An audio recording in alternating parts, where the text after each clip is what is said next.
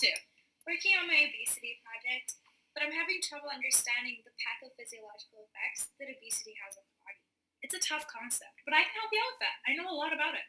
Perfect, that's great.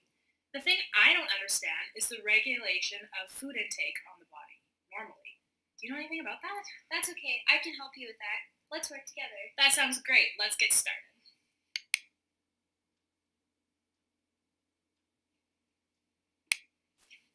Obesity, simply put, is a complex disease in which an individual has an excessive amount of body fat. This is due to a homeostatic imbalance of energy expenditure and energy intake.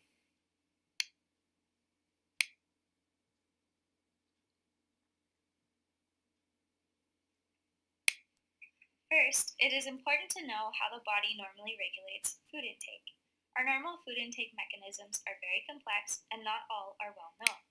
There are three main mechanisms that affect our food intake. They are leptin, the liver, and the brain. Today we're going to focus on the leptin mechanism. Normally the adipose tissue in our body secretes leptin, which then goes into the blood and travels to the brain. It crosses the blood-brain barrier into the hypothalamus. The presence or absence of leptin affects these four proteins: agouti-related protein, or ARP, neuropeptide Y, or NPY, alpha melanocyte-stimulating hormone, or alpha MSH, and cocaine and amphetamine regulated transcript, or CART. Leptin binding causes alpha MSH and CART to increase, and ARP and NPY to decrease. Alpha MSH and CART activate melanocortin-4, or MC4, which is a receptor protein. This activation inhibits eating by decreasing our appetite. The absence of leptin causes ARP and NPY to increase, which act on MC4 to inhibit it. This promotes eating by increasing our appetite.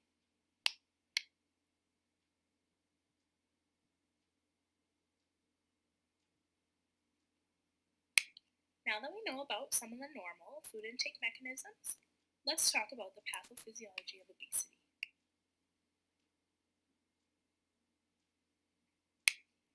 Pathophysiologically, obesity is an imbalance in energy intake and expenditure.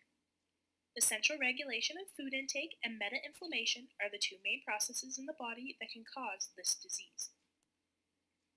To regulate food intake, the body uses a protein hormone called leptin. It is coded by the OB gene and secreted by white adipose tissue. This hormone regulates fat deposits and levels affected by your eating behaviors. A fall in energy stores equals a reduction in leptin levels, signaling an increase in food intake and decrease in energy expenditure. An increase in leptin stimulates a reaction in the opposite direction.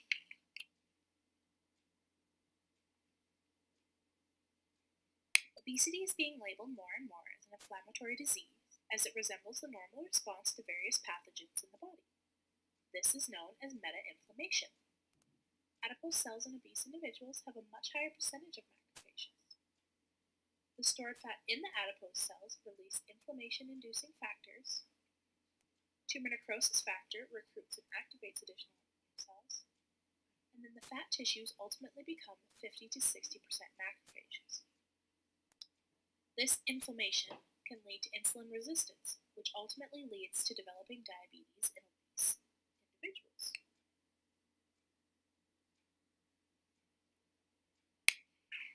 To diagnose obesity, an individual has to have a BMI of 30 or higher. Symptoms of obesity include hypertension, diabetes, heart disease such as coronary artery disease, atherosclerosis, angina, myocardial infarction or heart attack, osteoarthritis, metabolic syndrome, psychosocial effects, and cancer. In women, specifically breast, colon, gallbladder, and uterus cancer, and in men, colon and prostate cancer.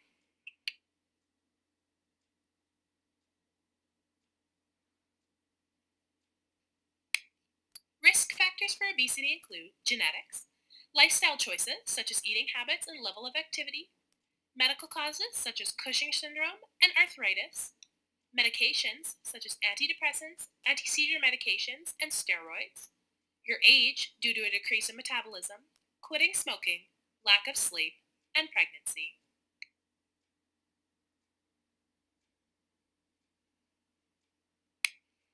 In the body, obesity addresses all three key concepts. Homeostasis. Obesity is a disease in which energy intake is greater than energy expenditure, causing a homeostatic imbalance in our adipose tissues. Proteins. The regulation of food intake is controlled by a complex system of proteins such as leptin, CART, alpha MSH, NPY, and ARP. Cell membrane. In order for the proteins to signal the hypothalamus, they must cross the blood-brain barrier, which is a type of cell membrane.